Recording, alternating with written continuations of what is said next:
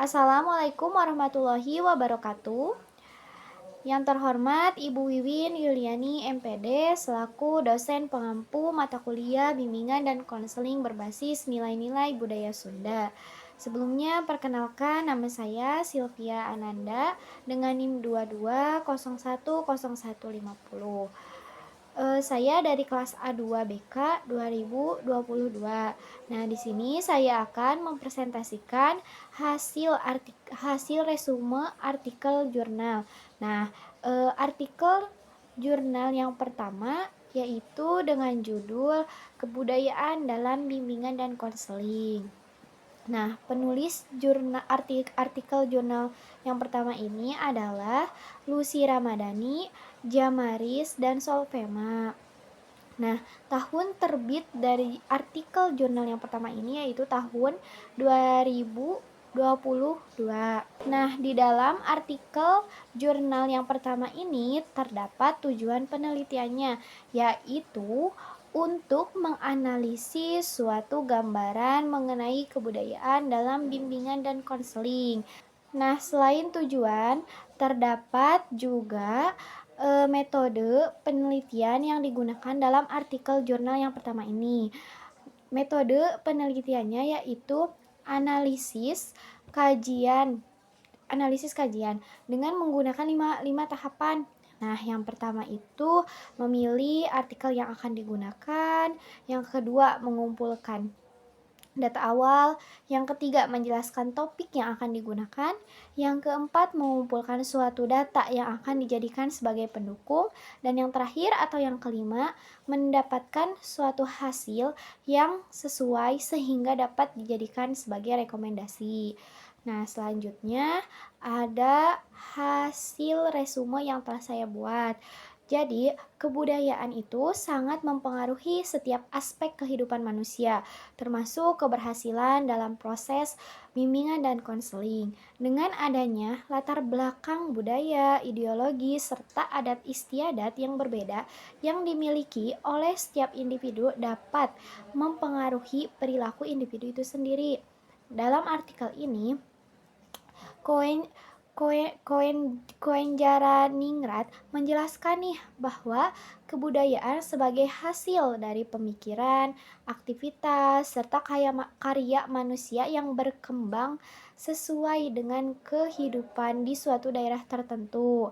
Nah, kegiatan yang dipelajari oleh manusia itu seperti cara minum, berpakaian, berbicara, berternak, dan cara berinteraksi dengan masyarakat lainnya.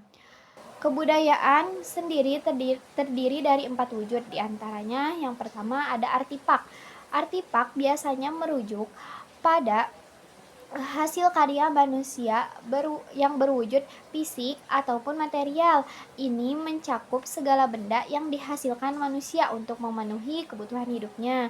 Contohnya alat pertanian, pakaian tradisional, rumah adat, senjata, hingga peralatan modern seperti kendaraan atau gedung. Artipak dapat mencerminkan identitas budaya dan nilai-nilai tertentu. Misalnya, pakaian adat menunjukkan status sosial atau nilai spiritual masyarakat tertentu yang dapat relevan dalam memahami latar belakang klien. Nah, yang poin kedua ada sistem tingkah laku. Sistem tingkah laku mencakup pola tindakan atau kebiasaan yang dilakukan secara berulang-ulang atau secara teratur dalam kehidupan masyarakat. Ini termasuk cara berinteraksi, upacara adat, hingga pola kehidupan sehari-hari. Nah, adapun contoh sistem tingkah laku. Jadi contohnya itu seperti tradisi gotong royong, ritual pertinggahan adat, cara menyambut tamu, dan tata cara dalam pertemanan sosial. Nah, memahami sistem tingkah laku ini dapat membantu konselor nih untuk memahami bagaimana klien menavigasi hubungan sosial dan menyelesaikan konflik dalam konteks budaya mereka. Nah, yang poin ketiga itu ada sistem gagasan. Sistem gagasan merupakan pola pikir, pengetahuan, dan kepercayaan yang dianut oleh suatu masyarakat. Ini mencakup mencakup tentang keyakinan, tentang apa yang benar atau salah, baik dan buruk. Contoh dari sistem gagasan yaitu kepercayaan akan pentingnya pendidikan, nilai-nilai kejujuran, penghormatan terhadap orang tua, dan konsep kerja keras. Nah, dalam sistem gagasan dapat mempengaruhi cara klien atau konseli memandang masalah mereka dan solusi yang dianggap dapat diterima. Misalnya, seseorang dari budaya yang menekankan ketahanan mungkin merasa ragu nih untuk menunjukkan kelemahan dalam sesi konseling. Nah, poin selanjutnya yaitu poin keempat. Poin keempat, terdapat sistem gagasan yang ideologis. Nah, ini tuh merupakan tingkat yang lebih abstrak dari sistem gagasan, mencakup nilai-nilai berakar dalam dan ideologi ideologi yang membimbing perilaku masyarakat. Sistem ini sering mencakup kepercayaan spiritual, agama, dan ideologi politik. Adapun contoh dari sistem gagasan yang ideologis. Sistem gagasan yang ideologis contohnya itu kayak kepercayaan agama tertentu seperti Islam, Kristen, Hindu, atau filsafat hidup seperti Pancasila. Contohnya ya di Indonesia. Nah, sistem gagasan ideologis memainkan peran penting nih dalam membentuk identitas dan cara pandang seseorang. Oleh sebab itu, konselor perlu memahami dan menghormati nilai-nilai ideologis untuk membangun hubungan yang aman dan juga mendukung. Jadi, interaksi antara konselor dan klien yang berasal dari latar belakang budaya yang berbeda akan membawa suatu tantangan. Oleh sebab itu, seorang konselor harus memiliki pemahaman secara mendalam tentang bagaimana budaya mempengaruhi persepsi, nilai, dan perilaku dari klien itu sendiri. Dalam sistem konseling, ada beberapa pengaruh budaya yang perlu diperhatikan. Di antaranya, yang pertama, kebudayaan memberikan pengaruh yang signifikan terhadap berbagai aspek inti dalam konseling, di mana budaya membentuk landasan filosofis, tujuan, prinsip, dan kode etik dalam konseling. Landasan filosofis dalam konseling sebenarnya didasarkan pada nilai-nilai budaya. Oleh karena itu, tujuan konseling yang ingin dicapai harus selaras dalam orientasi nilai dalam budaya tertentu. Misalnya, masyarakat Jawa cenderung memprioritaskan harmonis gitu ya. Sedangkan masyarakat ilmiah lebih mengutamakan pencerahan. Nah, yang kedua itu ada budaya yang mempengaruhi kualifikasi pendidikan dan pelatihan konselor. Jadi konselor itu dilatih tidak hanya dalam teori dan teknik konselingnya saja, tetapi juga dilatih dalam memahami dan menghormati nilai-nilai, norma, serta budaya dari klien itu sendiri. Contohnya, konselor yang bekerja di komunitas agar mungkin harus memahami bahasa dan tradisi lokal. Nah, oleh sebab itu, si konselor ini dilatih untuk mengintegrasikan elemen budaya dalam konseling. Lalu yang ketiga yaitu budaya juga mempengaruhi persepsi terhadap subjek yang dibimbing, yaitu mengenai konsep apa saja yang dianggap sebagai masalah akan bervariasi antar budaya. Seperti contohnya, depresi dalam beberapa budaya mungkin dipandang sebagai kelemahan spiritual, sedangkan di budaya lain diakui sebagai kondisi medis yang memerlukan perawatan profesional. Nah, yang keempat itu ada metode dan teknik konseling. Nah, metode dan teknik konseling ini harus disesuaikan nih dengan budaya dari klien itu sendiri. Seperti contohnya, dalam budaya yang lebih ekspresif, konseling seperti role playing mungkin lebih efektif nih untuk digunakan atau untuk diberikan. Sementara budaya yang lebih tertutup mungkin lebih cocok dengan menggunakan metode refleksi diri atau menulis jurnal. Nah, yang terakhir yaitu yang kelima, budaya memadukan program-program dalam layanan konseling seperti contohnya itu meditasi.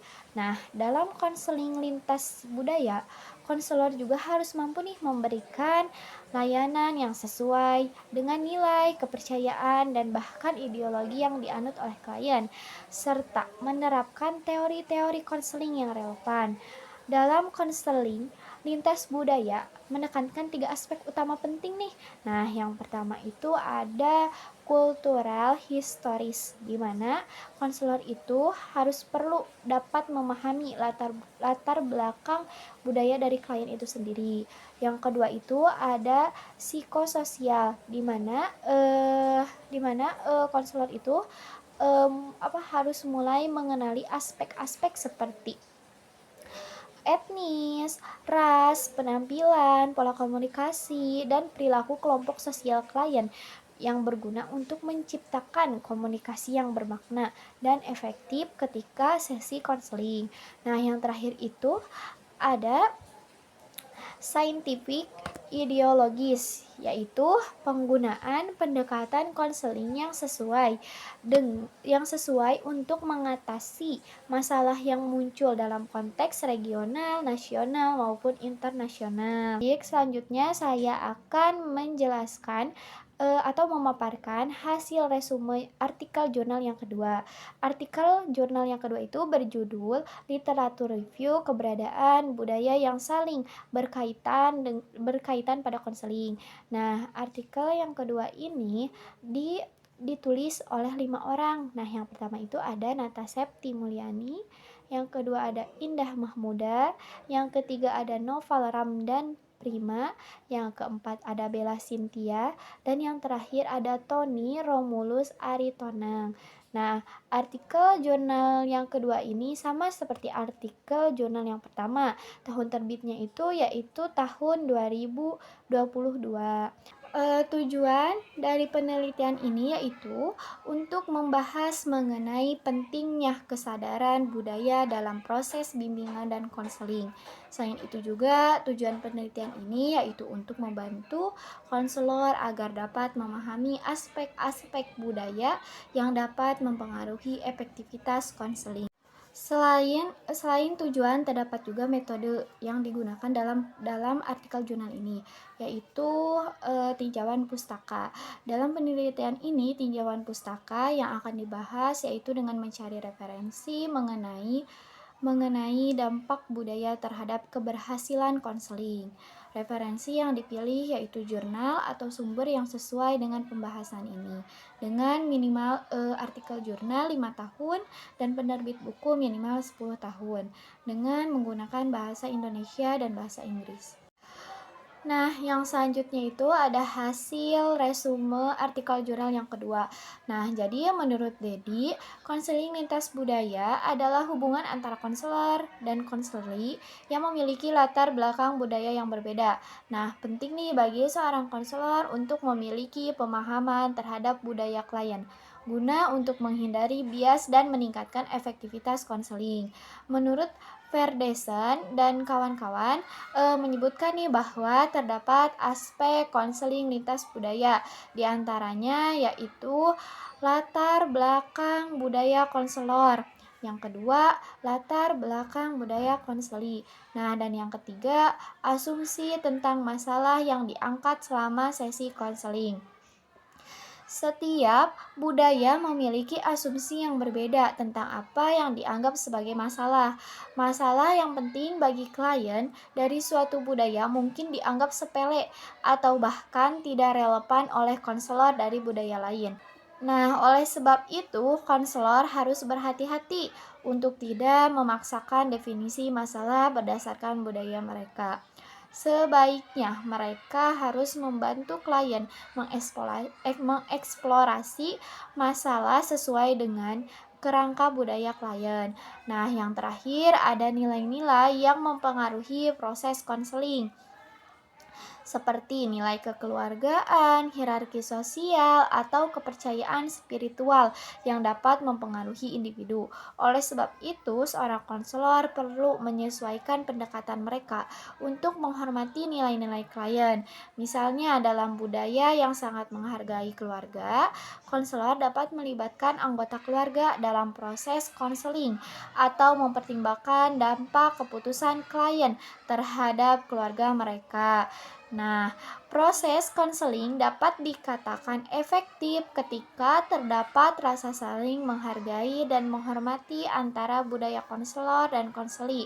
Terdapat faktor lain yang dapat mempengaruhi proses konseling di antaranya. Nah, seperti kondisi demografis, seperti jenis kelamin, usia, dan tempat tinggal.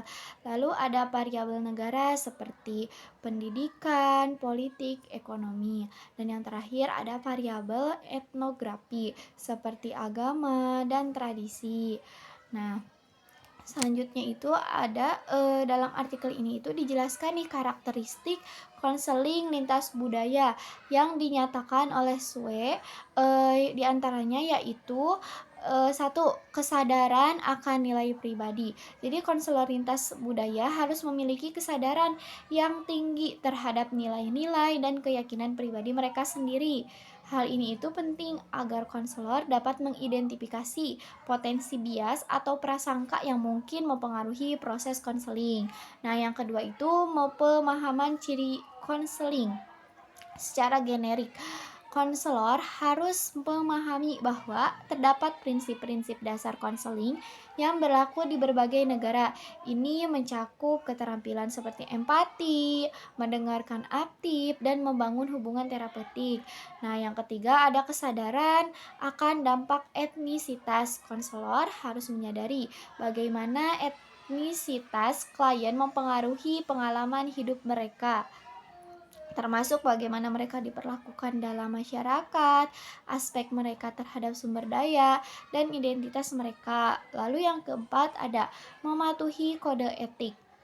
Konselor lintas budaya harus mematuhi kode etik profesi yang menjamin penghormatan terhadap keberagaman budaya, privasi, dan otonomi klien. Kode etik ini juga menekankan pentingnya keadilan dan keselarasan dalam layanan konseling. Dan yang terakhir ada pendekatan eklektik. Jadi konselor lintas budaya itu perlu mengadopsi pendekatan eklektik, yaitu memanfaatkan berbagai teori dan teknik konseling yang sesuai dengan kebutuhan dan latar belakang budaya klien. Pendekatan ini bersifat fleksibel dan memungkinkan konselor untuk menyesuaikan intervensi berdasarkan situasi klien.